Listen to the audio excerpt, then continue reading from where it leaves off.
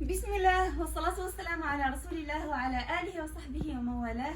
سلام الله عليكم ورحمته وبركاته أخواتي الطيبات، حياكن الله وبياكن واجعل الجنة مأواي ومأواكن إن شاء الله. ومرحبا بكم معنا في فيديو جديد من محلكم محل براود مسلمز، وكما العادة معكم زهرة ناطلي. إن شاء الله اليوم في هذا الفيديو غادي نوريكم العباءة الشرعية اللي دخلت اللهم بارك حاليا في المتجر. كتجي اللهم بارك تبارك الرحمن عريضة وأنيقة اللهم بارك هازة، تشوف كيف ما كتشاهدوا سواء طولا أو عرضا.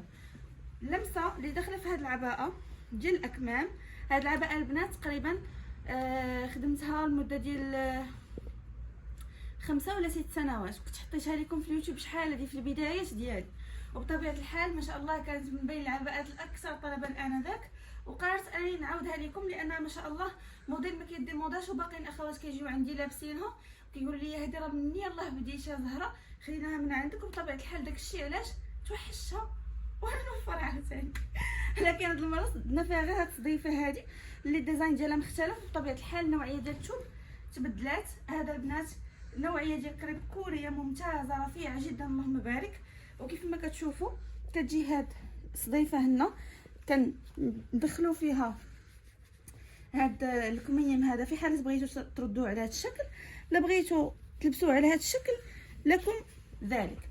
بطبيعه الحال هاد العباءه متوفره حاليا في اللون الاسود فقط، ووفرنا لكم ايضا نوعيه ديال واحد الكاب راقي ما شاء الله تبارك الرحمن. بسم الله، هذا الكاب ان شاء الله اللي غنلبسو لكم دابا، وغادي تشوفوا الفخامه ديال التنسيق كيفاش غادي تجي. اللهم بارك، هذا هو الموديل ديال الكاب اللي طبعا شي حاجه اللي فخمه. شنو قلنا غنسميوها البنات؟ كاب الفخام؟ لا ماشي كاب الفخام. ما قلتش لكم كاب الفخام؟ شكون عقلت؟ قالتي سميه شي حاجه ها شياكه.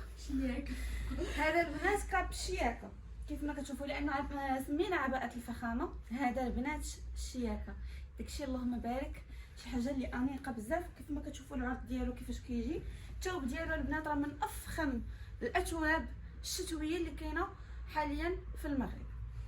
شوفوا اللهم بارك، درنا لكم بجوج ديال الجياب، درنا لكم هذا التفصيل في العنق، ودرناه لكم بالقب كيف ما كتشوفوا.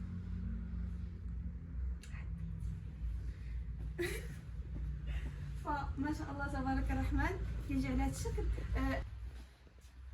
فهذه هي العباءه الفخمه ما شاء الله. ممكن لا نستقل معايا هذا الكاب يجي معنا حتى هو.